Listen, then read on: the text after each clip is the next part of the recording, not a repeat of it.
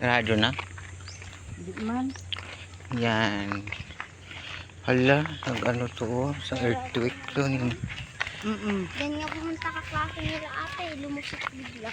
Yan, nandito tayo sa ano. Hello, good morning.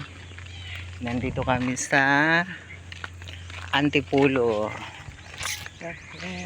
Yan. Saan to sa Antipolo, Ning? Sa Teresa. Sa Teresa. Yan, good morning. Nakagana sa view. Ay, dito manggod ta agi. Dito manggod. Dito kami naglalakad.